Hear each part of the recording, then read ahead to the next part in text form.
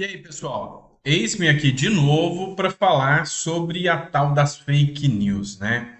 Mesmo quando algumas coisas relativamente boas acontecem, sempre vem aparecer alguém para aumentar a situação, para falar que foi um que deu, sendo que na verdade é outro, para algum falar que está atrapalhando, enfim, várias coisas acontecem quando uma nota pública que envolve política é divulgada, geralmente vem muita gente que distorce isso, tanto da direita quanto da esquerda. E o nosso papel é não deixar que isso se prolifere, tanto da direita quanto da esquerda. Concorda com a gente? Pois é. O Lula fez uma coisa que é boa, tá? Boa, mas não é do jeito que eles estão anunciando. Pedro Rousseff, parente de quem vocês sabem, né? Ele fez uma publicação do seguinte: presidente Lula acaba de anunciar um repasse de 100 milhões para pagar auxílio para todos os motoristas da Uber afetados no Rio Grande do Sul. Faz o L com força. Pô, peraí, deixa eu ver se eu entendi. O Lula fez um repasse do governo federal para pagar auxílios aos motoristas de Uber para que eles não fiquem sem renda durante o período nas cidades afastadas, uma espécie de um auxílio, igual o Bolsonaro fez durante a pandemia. Dedão para cima para o Lula, temos que comemorar, é coisa boa, concorda? Só que não é bem isso que aconteceu. A gente precisa entender que foi alvo de checagem a publicação aqui do Pedro Rousseff. E aí a checagem dele no Twitter foram duas checagens. Uma diz o seguinte: o repasse, na verdade, trata-se de uma doação do Uber Brasil. Então foi a Uber. O valor correto é 10 milhões, atingindo cerca de 20 mil motoristas cadastrados que receberão R$ 500 cada um. Opa, então deixa eu entender aqui. São dois pontos que não estão batendo, né? Um deles é que não é 100 milhões, certo? É 10. O outro é que não é o Lula. É uma doação de uma empresa privada, a Uber, não é? É isso. Vou pegar o post original aqui para vocês, aquele último que eu coloquei para vocês, é uma publicação do deputado federal Mário Frias. E ele cita, o post ainda está ativo, não foi retirado não. Presidente Lula acaba de anunciar um repasse de 100 milhões para pagar auxílio para todos os motoristas da Uber afetados no Rio Grande do Sul, tá? Até então não se tem a informação de que veio recursos do governo federal. E olha que eu pesquisei, tá? Teve outra checagem. O CEO da Uber, Dara Korovaski, acho que é assim mesmo que fala, sei lá, em reunião com o presidente Lula no Palácio do Planalto, anunciou que a empresa destinará 10 milhões para auxiliar motoristas parceiros afetados pela enchente no Rio Grande do Sul. Cerca de 20 mil motoristas cadastrados receberão 500.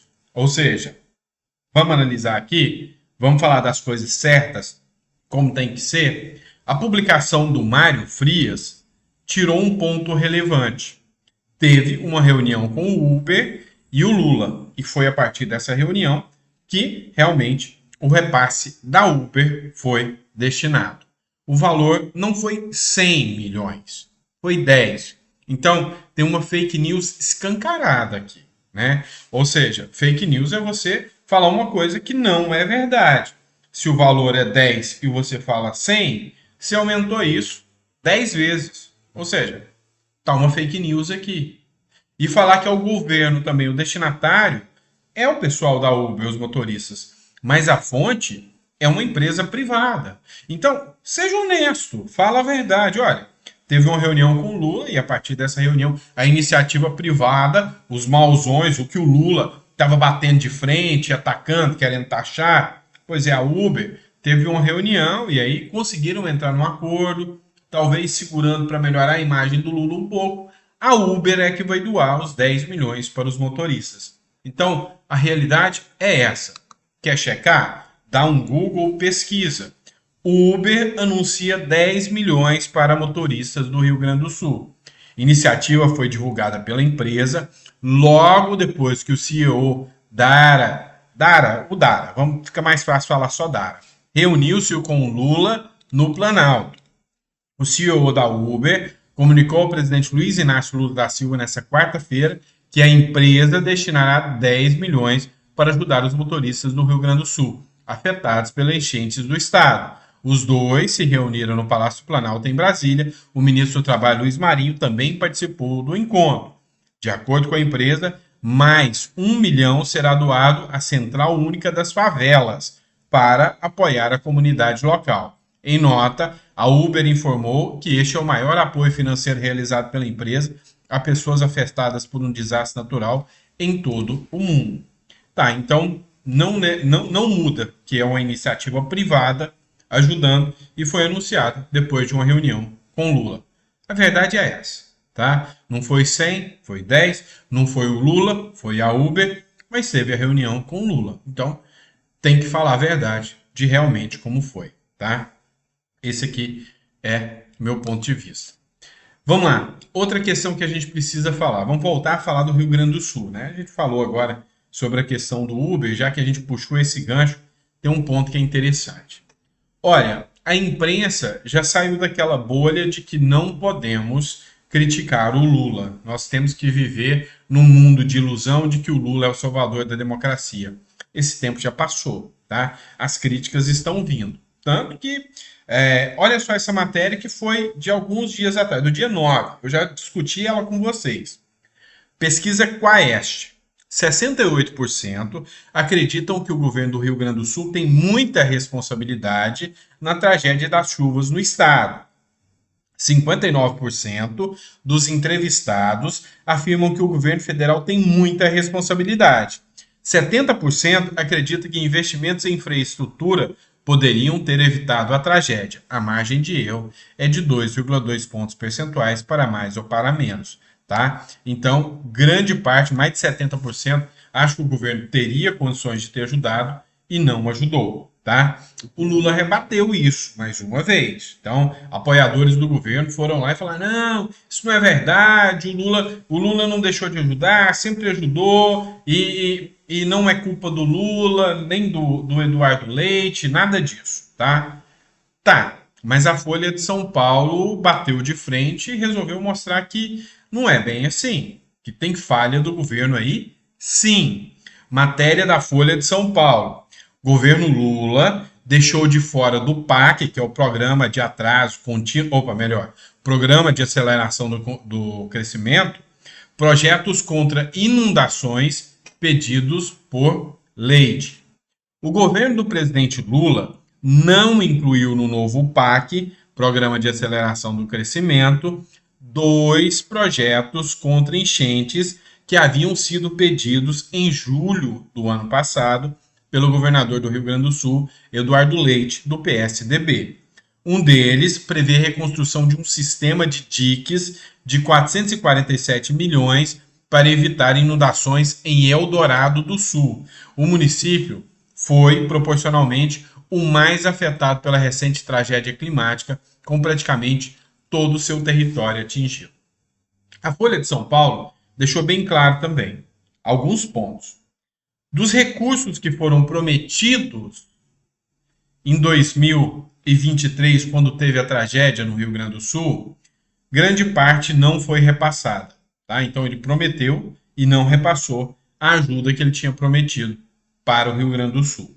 É o primeiro ponto.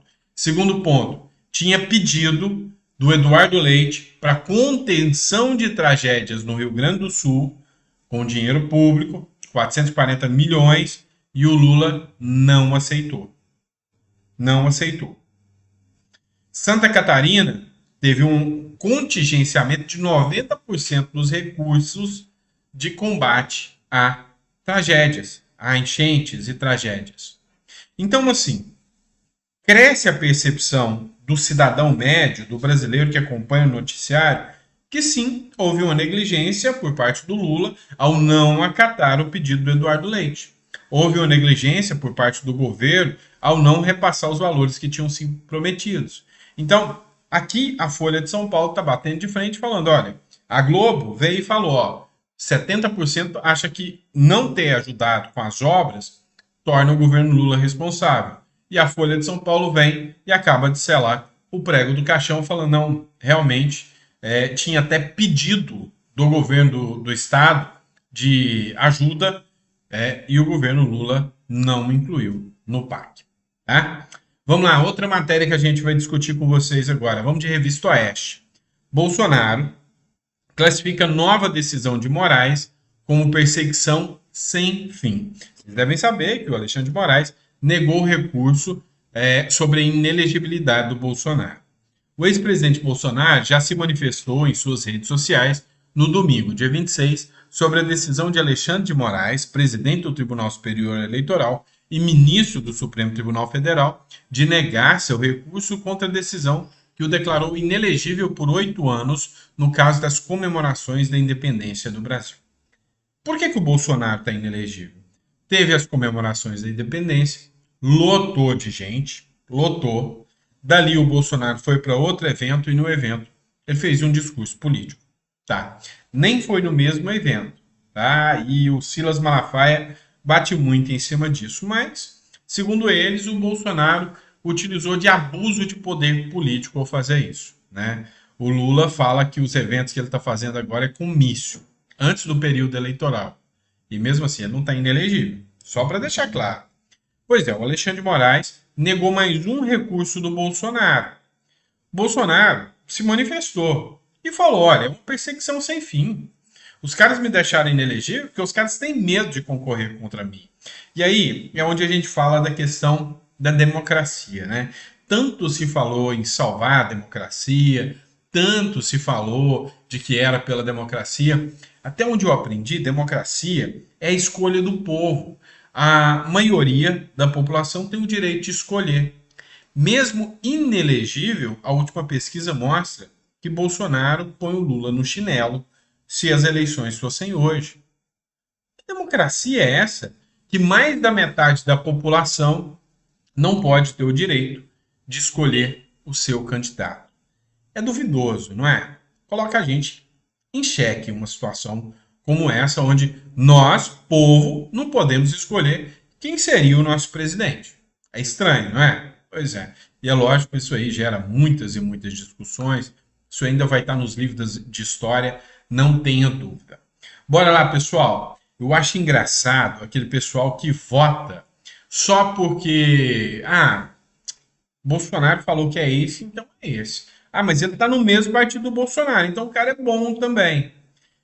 Todo mundo deve lembrar da decepção que foi com a votação de alguns do PL na hora de votar no Rodrigo Pacheco em vez de votar no Rogério Marinho. Você lembra disso? Né? Na hora de escolher o Flávio Dino. Vocês lembram disso?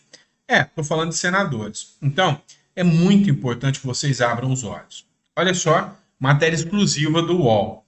Delator aponta Romário e Marcos Braz em esquema de corrupção. A Polícia Federal está investigando o caso.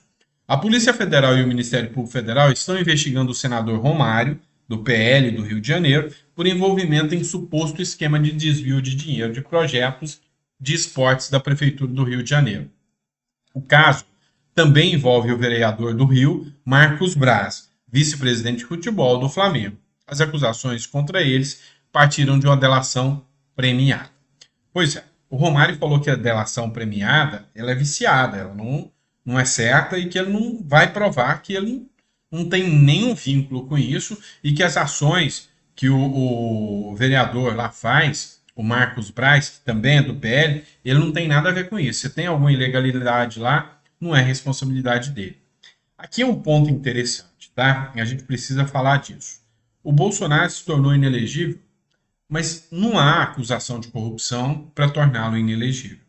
Esse ponto é um ponto interessante que a gente precisa recuperar aqui. Mas, vamos lá. Muita gente acredita que a sigla PL é a representação do Bolsonaro.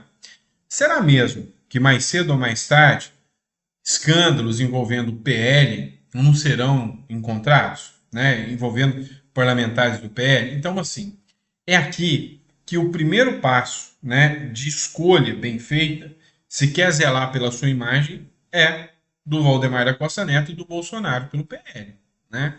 Então, assim, com relação a esse caso aqui, é a Justiça que está investigando, o Ministério Público já está fazendo delação premiada, já está investigando o caso. É lógico que tem muito que se provar, tem que observar o devido processo legal. Espero que o Romário não tenha nada a ver com isso, espero que isso se prove, mas caso não se prove, tem que ser responsabilizado. E aí, só porque está no partido do Bolsonaro ou o Bolsonaro pediu voto para ele, não é que vocês têm que votar depois. Vocês não podem esquecer os ocorridos, tá?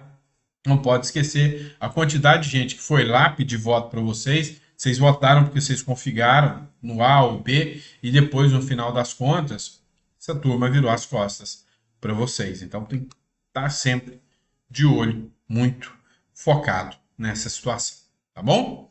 É isso, pessoal. Espero que vocês tenham gostado do editorial. A gente volta daqui a pouquinho. A gente está de volta, tá? Às 7 horas da noite, mais um editorial para vocês.